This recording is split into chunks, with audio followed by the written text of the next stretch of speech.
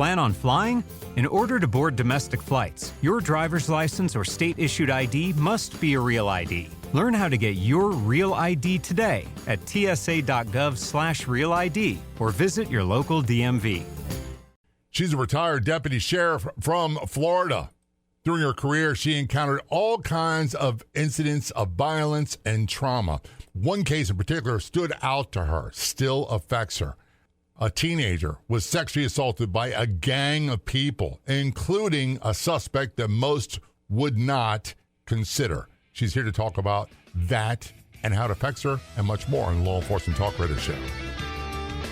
Welcome to the Law Enforcement Talk Radio Show. In the Law Enforcement Talk Radio Show, we are joined by special guests talking about their experiences, the realities of investigating crimes, plus those who have experienced horrendous trauma. Police, first responders, military, and victims of crime share their stories. Hi, I'm John J. Wiley. In addition to being a broadcaster, I'm also a retired police sergeant. Be sure to check out our website, letradio.com, and also like us on Facebook. Search for the Law Enforcement Talk Radio Show.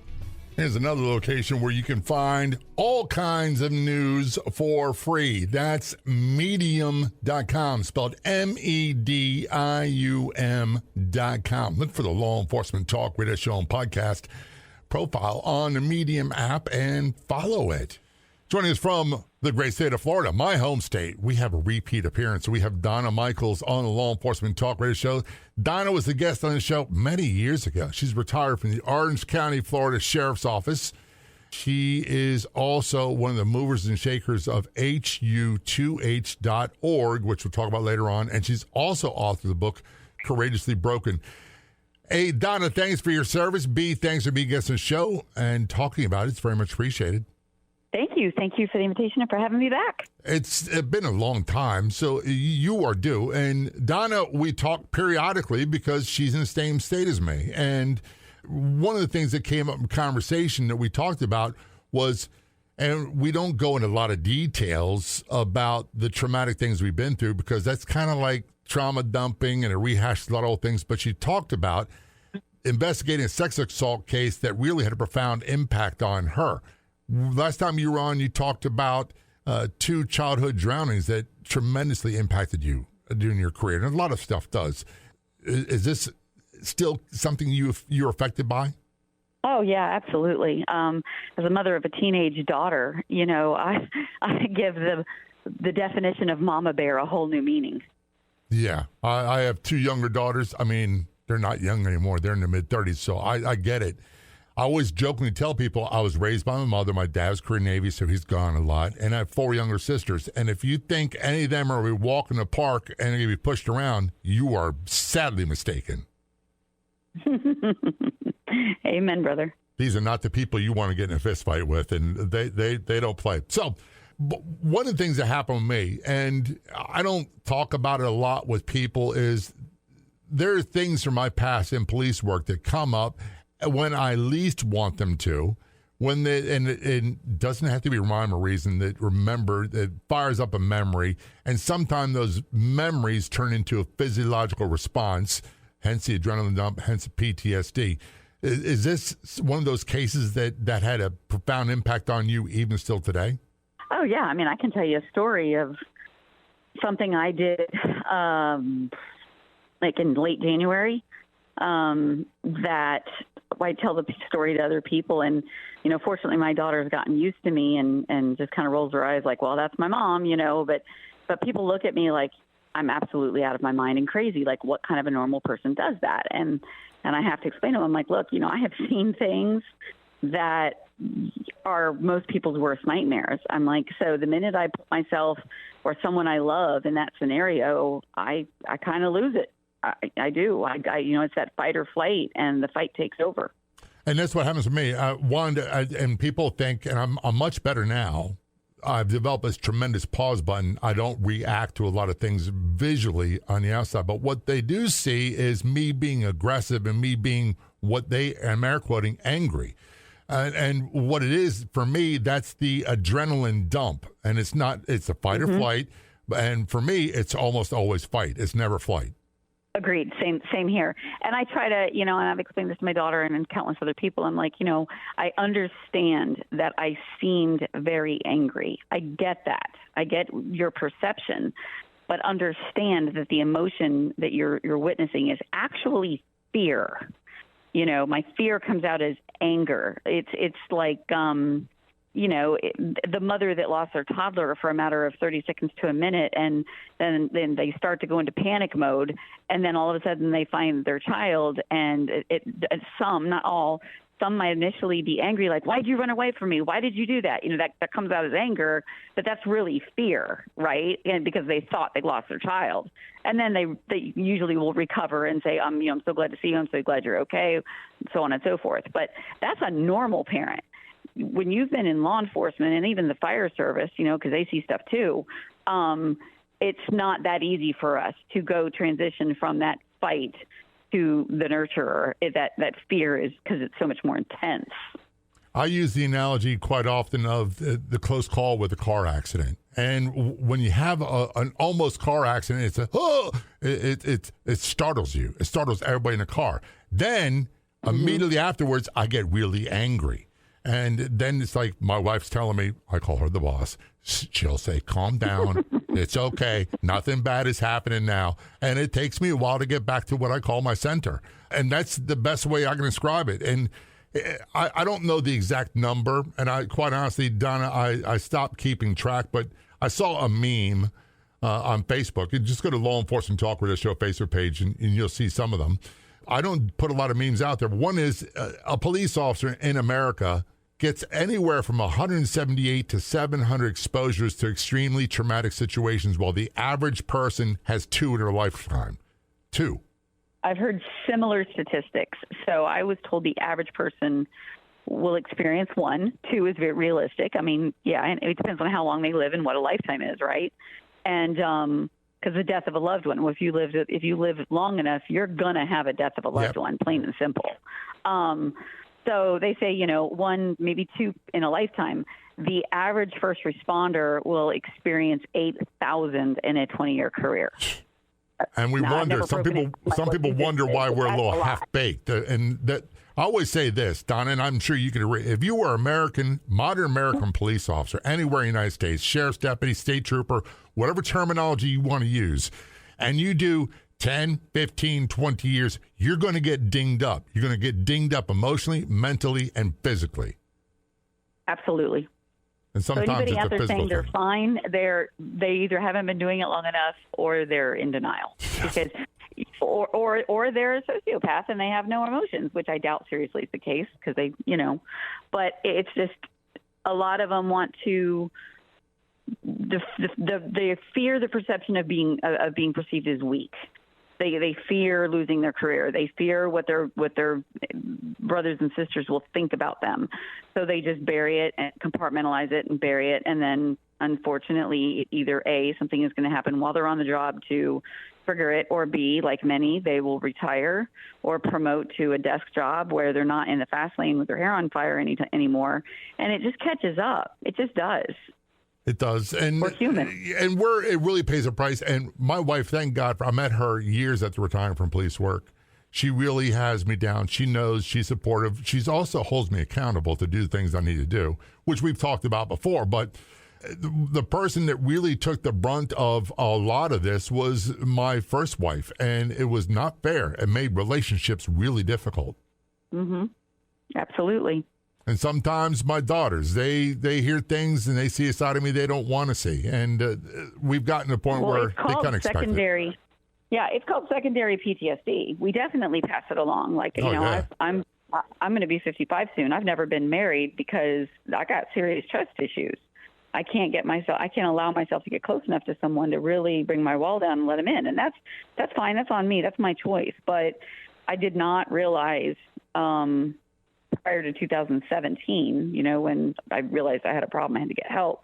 I did not realize what I was doing to my daughter. Like, she was getting it secondary through me because I was always hypervigilant, 24/7, constantly. We're going to take a short break on that note. Return to our conversation with Donna Michaels. She's author of the book, Courageously Broken, and her organization's hu2h.org. Website again is hu2h.org. This is Law Enforcement Talk Radio Show. Don't go anywhere. We'll be right back.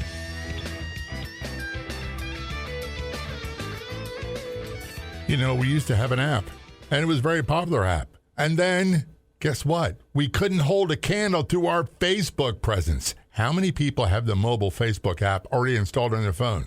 How many people use it on their computer?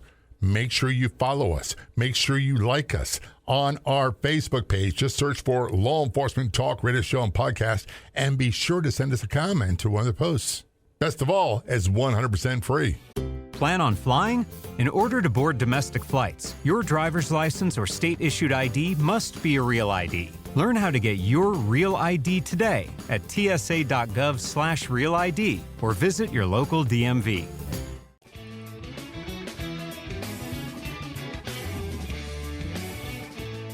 Return our conversation with Donna Michaels on the Law Enforcement Talk Radio Show. Donna is retired from the Orange County, Florida Sheriff's Department. She's written a book called Courageously Broken. It's kind of a memoir, kind of a story about what she's been through, how it affected her, and what she's done about it, which leads to her organization. The website is hu2h.org. Remember, hu2h.org.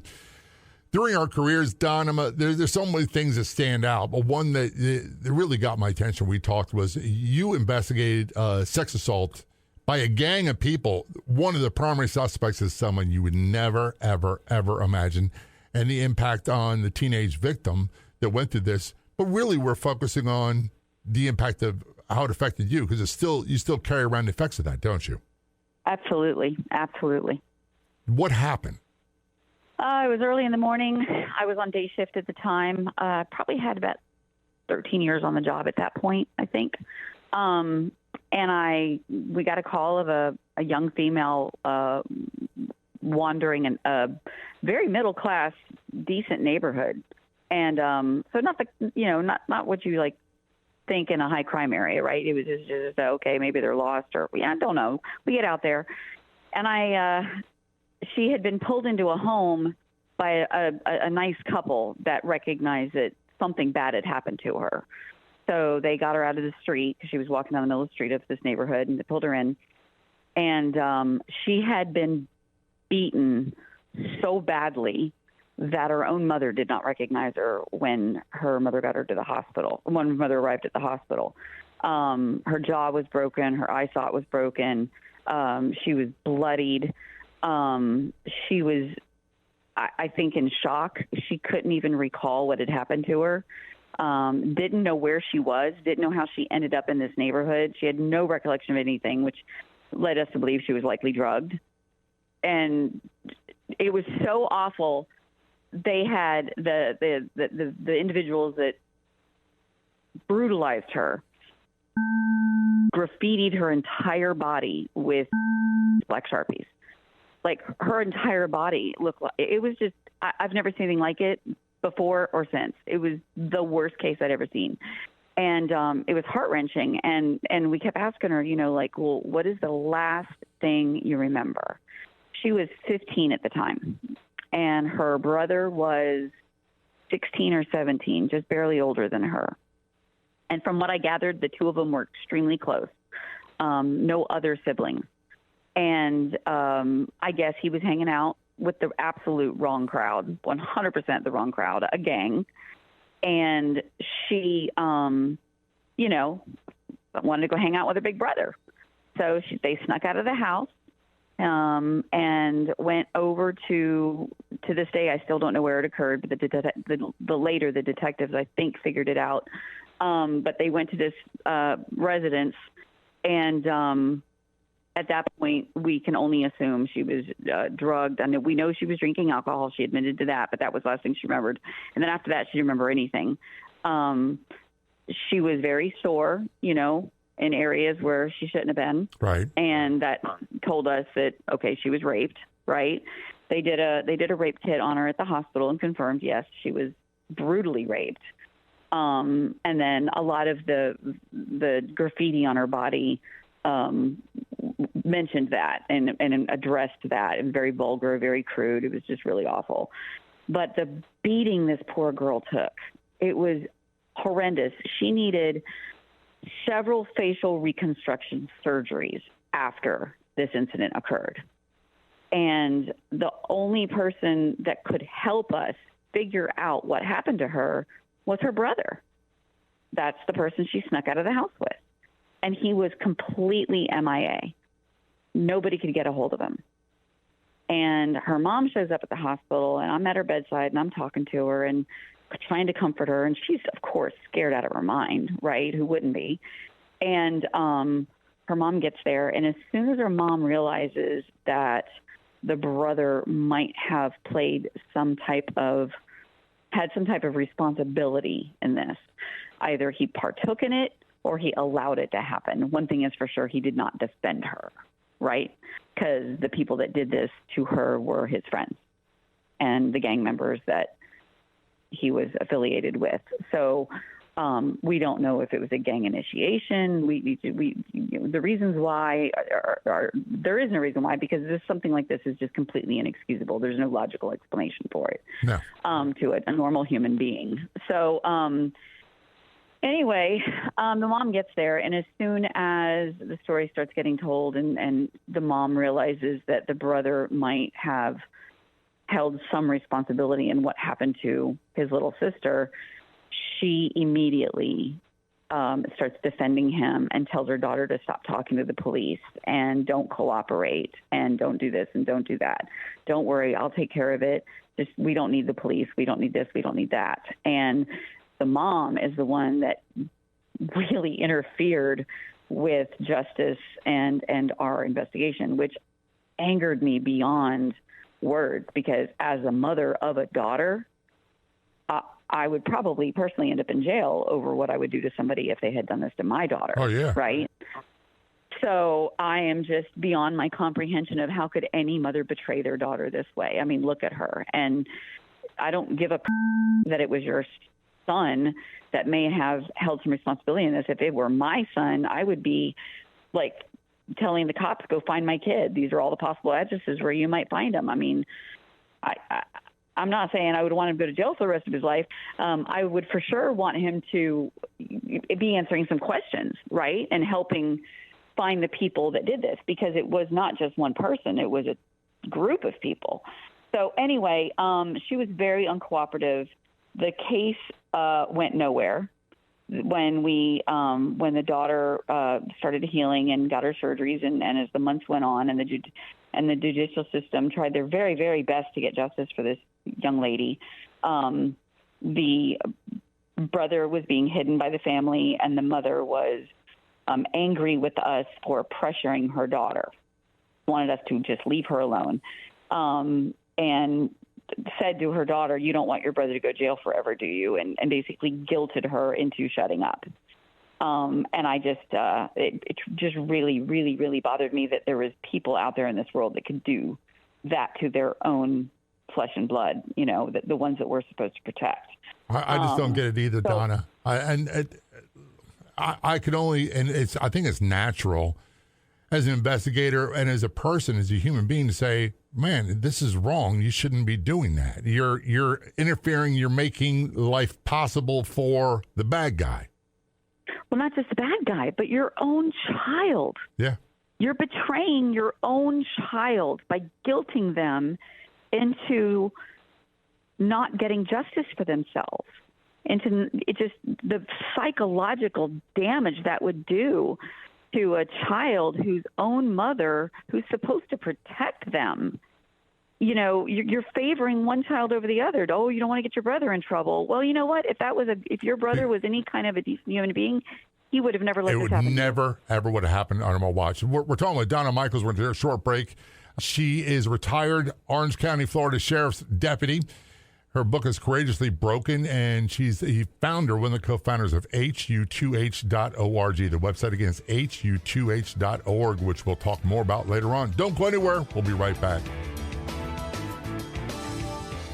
Time is running out to secure the Medicare coverage you deserve. Whether you're enrolling for the first time or looking for a better plan, our experts help you compare options to get more benefits, lower costs, and keep your doctors, all for free. Visit LEThealthy.com, LETHEALTHY.com. That's LEThealthy.com or call 866-427-1225, 866-427-1225 to learn more. You buy a pair of socks, that's 2 socks. You buy a pair of Bombas socks, that's 4 socks. Because one purchased is one donated. Socks are the #1 most requested clothing item in homeless shelters. So when you buy a pair of super comfortable Bombas socks, you're also donating a pair. Bombas customers have powered over 150 million donations. So Bombas would like to thank you 150 million times. But we only have like 30 seconds. Go to bombas.com/listen and use code LISTEN for 20% off your first purchase. That's BOMBAS.com/listen and use code LISTEN at checkout. Plan on flying? In order to board domestic flights, your driver's license or state-issued ID must be a real ID. Learn how to get your real ID today at tsa.gov/real ID or visit your local DMV.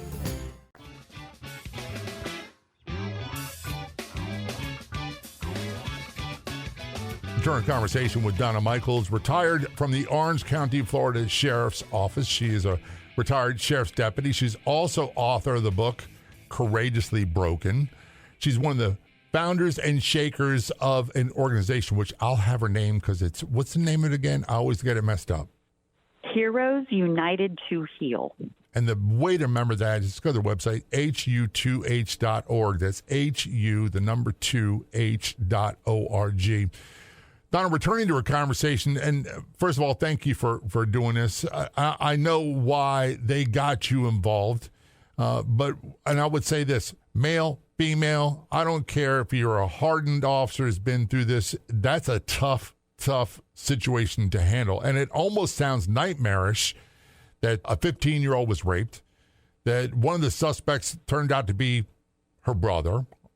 It was a gang rape, and they wrote stuff all over her body with and I want to clarify something that a lot of people get wrong. Rape is a crime of violence.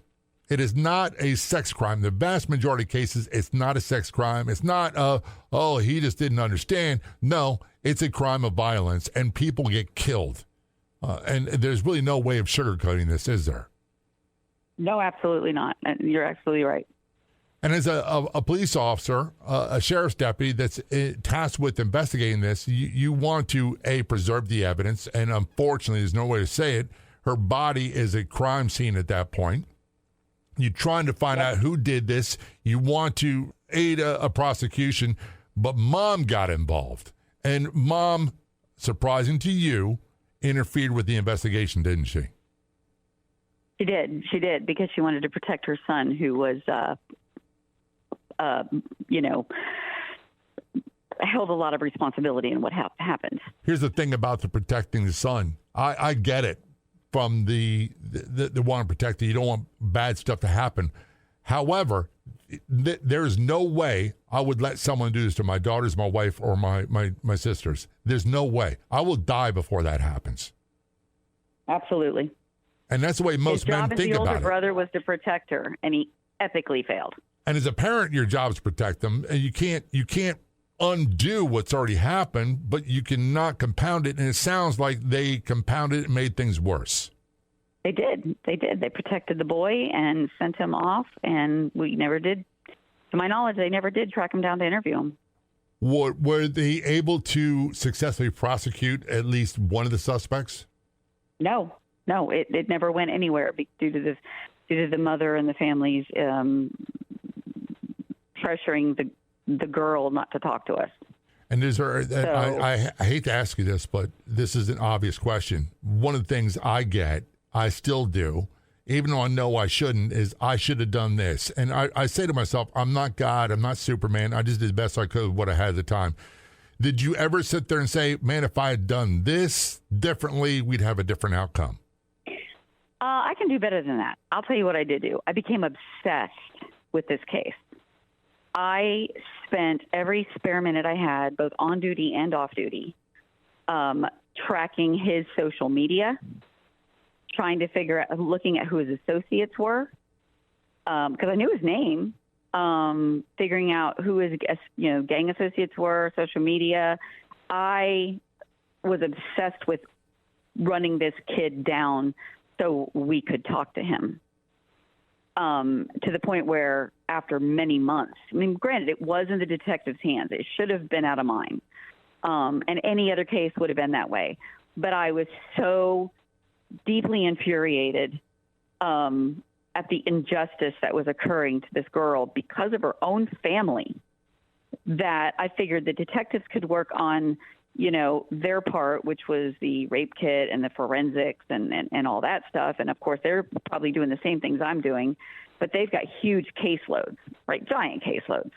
And I'm like, well, if I could just be one more person trying to track this kid down and can get him hauled in for interview, then great.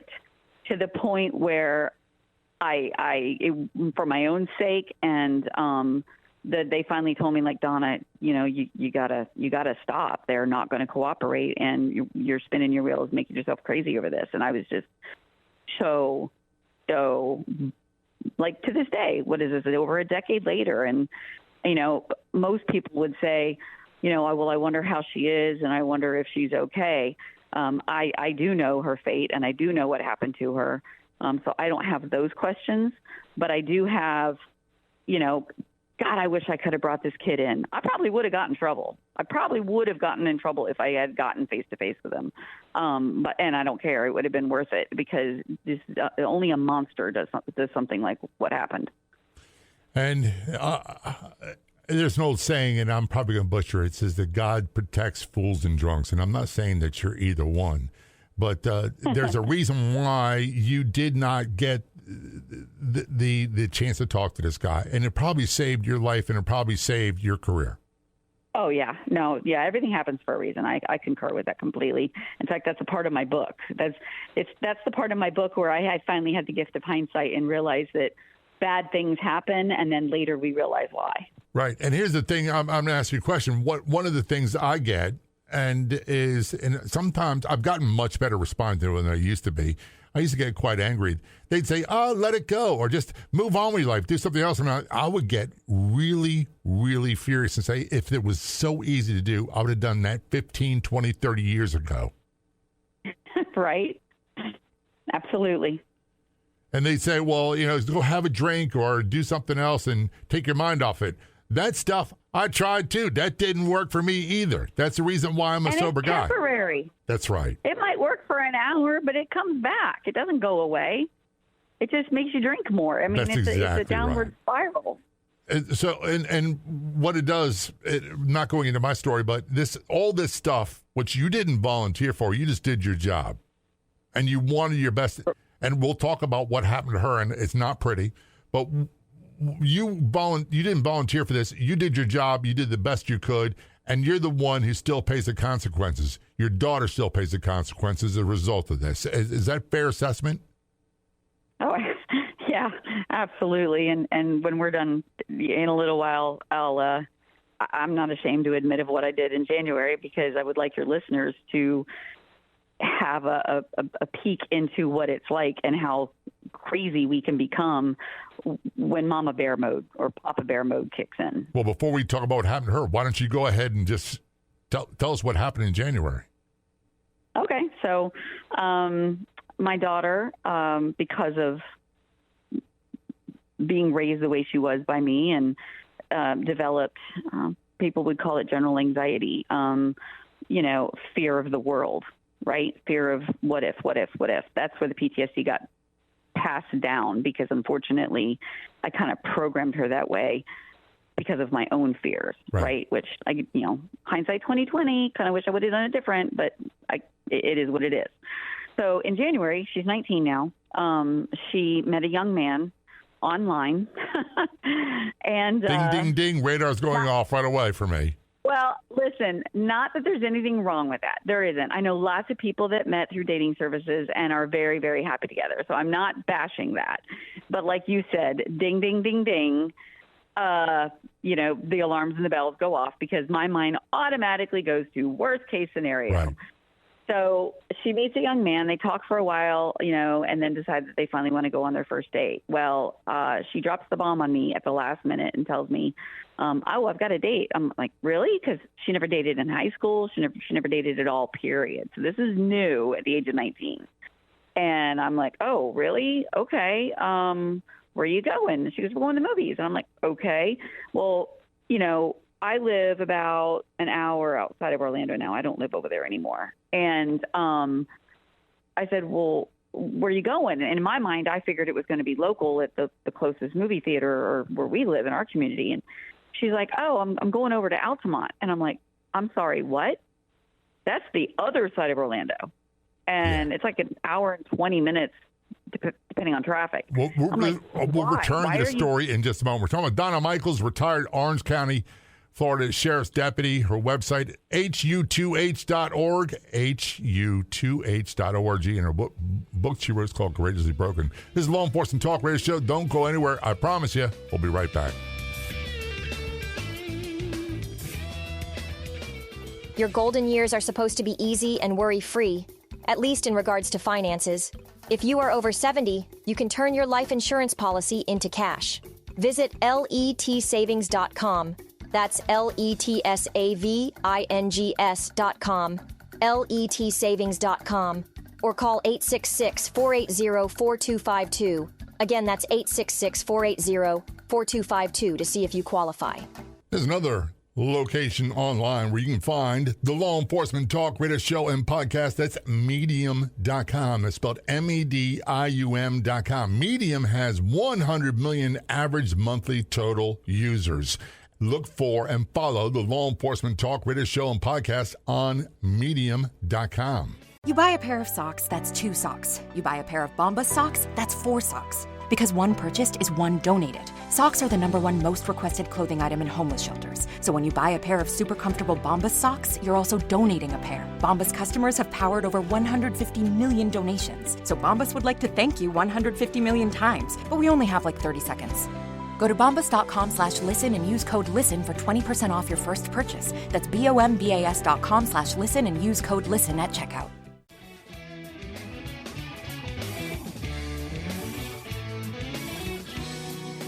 Return our conversation with Donna Michaels on the Law Enforcement Talk Radio Show. Donna is retired from the Orange County Sheriff's Office in Florida. We talked about a vicious, violent gang rape of a teenage girl that she investigated that had a profound impact on her. And it's one of many cases. And parental interference, we'll just put it that way, led to her frustration and the outcomes. Before we into break, Donna, by the way, her website is hu2h.org. That's hu2h.org. And her book is called Courageously Broken, both of which we'll talk about in a moment. Before we into break, Donna, you're talking about this incident with your daughter in January. She's going on a date. She kind of surprised on. She's going to the other side of the state on this date. And something tells me you didn't handle this the best way. No, I definitely didn't. I lost it. I was like, you're what? Why? Why are you going over there? Why can't he come here? What is it? And she had all legitimate reasons in hindsight. But in that moment, it was absolutely not. Well, guess what? She's 19. She's an adult now. I don't get to tell her what she can and can't do anymore. Right. All I can do is flip out and try to get her to listen to reason. But anyway, so she goes. And my heart's racing. I'm in a panic mode. My best friend's like trying to calm me down. And then a gentleman friend of mine who is also a military veteran happened to text me, and he's like, what are you doing? I said, I'm kind of losing it. I said, my daughter's out on a date with some guy she's never met. She's online and she's on the other side of the state, and I don't know what to do. And he's like, well, why aren't you going? And because we track each other's phones, we share locations. And I said, well, because she knows my cars. She knows what I drive. She'll know.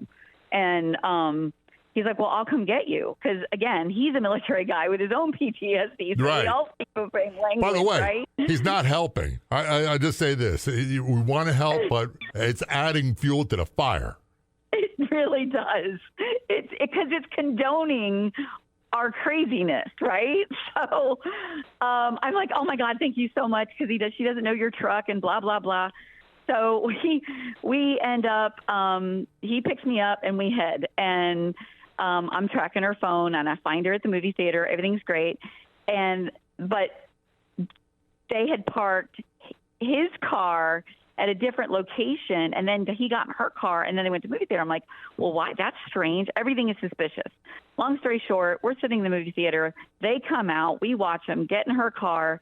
Then they go from her car over to a abandoned shopping plaza where he originally parked, behind it where there's nobody, and bells and whistles. Ding, ding, ding. Huge, yeah. Oh, yeah. That's it. She's going to be human trafficked. She's going to be duct taped. She's going to be tied. There's probably people waiting for them. Like, I am losing my mind. Well, fortunately, he drives back there, and he drives really slow because he's not an ex-cop. And she calls me, Mom, are you in a big red truck right now? I'm like, I don't know what you're talking about. I'm lying. You lied. Like, Donna, you lied. I did. I couldn't believe it. She goes, Mom, I know that's you. You guys are creeping by so slow. She goes, what are you doing? Why are you all the way over here? I'm like, and I lied. I kept lying. And then we got home. You know, she let me talk to the young man on the phone. He was very respectful, very nice. And it turns out he was in the military, National Guard. So I'm like, okay, all right, he seems okay. But still, all the spidey senses were in overdrive. And then I calmed down a little bit, and then eventually, we stayed in the area, let her go home, and then I came home, and we're chatting, and she's like, oh, I really like him, Mom. He's really nice. He's really respectful, blah, blah, blah. And I'm like, oh, that's so good. And then I started talking to her, and I slipped. And I said, yeah, so anyway, we got in the truck, and she's like, aha, you were in a truck. And I was like, dang it. Because I also taught her how to read people and how to tell when they're lying. So she was using my own tools against me. And I was like, yeah, fine. Okay. It was me. And she goes, why would you do that? And I'm like, babe, online and over an hour away. I said, human trafficking is a real problem. Like, this, I've seen these cases. I've seen, I've rescued girls. I'm like, I can't help it. That's where my mind immediately goes to. Worst case scenario. So in my mind, I was going to save you from being thrown into the trunk of a car. And she just rolled her eyes, and I'm like, I know, I'm sorry, I overreacted, I apologize. I'm happy to say they are still very happily together, and she's the happiest I've ever seen her. So fortunately, it did work out. Well, the good news is you had your worst moment early on, so it's better than having repeat bad moments throughout the relationship. It's not good. Yeah, and the young man passed with flying colors because he now has seen what Mom is capable of doing if anybody tries to hurt my daughter. So it's all good. Well, to be honest with you, look, maybe going with a friend who also has PTSD in their truck and doing the super sleuth stuff, maybe I wouldn't recommend that. But I got to give it to you. At least you didn't do what the mother did before and interfered. You took a hands-on role in this. Oh, yeah. Yeah, absolutely. Yeah, like any true parent in my eyes, now listen, let me reverse this. If I had a kid who was breaking the law and doing bad things to other people, I would get him the best lawyer I could. I would do everything I could to get him a proper, representation. Right. But I would not protect them. I believe in, if you screwed up, you face the consequences. That's right. But what's the old saying? If you do the crime, you can do the time. Well, I want to switch gears. But if my child isn't victimized, then I will go to jail over that, protecting her, plain and simple. So you wrote this book, Courageously Broken. Tell us about the book. So the book is about my own journey. I have had a lifetime of trauma. I grew up under the roof of a father who was a paranoid schizophrenic and very abusive to my mom, more mental with me, not physical, but it was very unpleasant.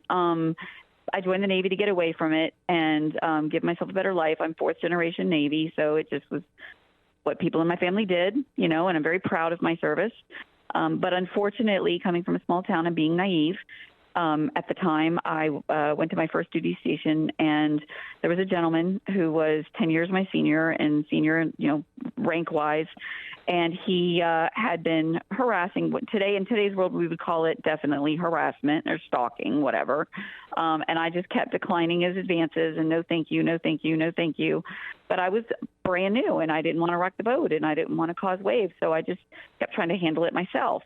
And unfortunately, I came in one night. I had been there about a month and been declining his advances for about a month when he was on the watch and had the master key and used his key to break into my barracks room where I was alone, and he knew I was alone in there, and he violently raped me. Yeah.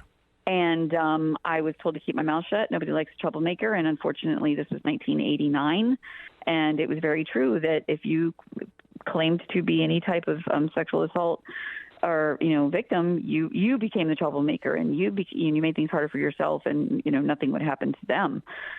It's not just the Navy. This is all branches of service. And for the record, for listeners, the military sexual trauma statistics mirror that of society. Yeah. 1 in 5 women in this world will be sexually assaulted by a family member, a college student, a date rape, a military. It just mirrors society. So I'm not trying to badmouth the military. It is what it is. It is what it anyway, is. And that's the reason why you wrote the book, Courageously Broken. And I've got to fast forward to your organization. Tell us what it's called. The website is hu2h.org. Right. So here's United to Heal. After I wrote my book and landed a nice interview, people everywhere wanted to know, well, how did I get the help I needed? And I realized how many people out there wanted help and were afraid to ask for it. So we started it as just a basic website with resources of where they could find help. And then the next thing you know, we were fundraising to fund these resources because they're not covered by the VA or health insurance companies. So then somebody was like, Donna, you might as well just start your own 501c3. So Here's United to Heal was born. And what we do is we raise money, and we now host our own suicide prevention retreats in Montana. And every dollar we earn goes to sending heroes. We do 1 week for veterans and 1 week for first responders. We cater it to their occupations. We give them the resources available in their area where they live so that after they leave the retreat, they have a place to turn to continue what they learned in Montana. We don't just leave it there. And we follow up with them, and eventually, as we grow, we hope to do one for the family members of these heroes. And on that note, I got to cut you off. We're out of time. Go to hu2h.org. That's hu2h.org. And by the way, nonprofit 501c3s, fundraising is the other F word. You can always make a contribution. hu2h.org. Donna, thanks for your service, and thanks for being a guest on the show. Both very much appreciated. Thank you. Thank you so much. A huge thank you for listening to this episode of the podcast version of the Law Enforcement Talk radio show, by the way, which is a nationally syndicated radio show. And we broadcast on over 115 radio stations across the United States to more than 44 million combined population. If you like our show, there's two simple things you can do. Go to our website, letradio.com. Add your favorites. Check it often. You can find episodes of the show right there. And the second one involves our Facebook page. It's so easy to find great content, including past episodes of the show. And when you see something that you like, that resonates with you, be sure to share it with your friends. We'll be back in just a few days with another episode of the Law Enforcement Talk radio show and podcast. Until then, this is John J. Wiley. See ya.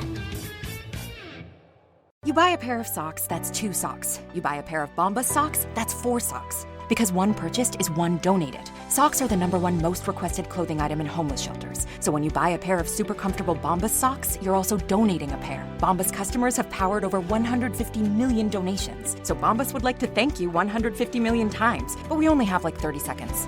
Go to bombas.com/listen and use code LISTEN for 20% off your first purchase. That's bombas.com/listen and use code LISTEN at checkout. Plan on flying?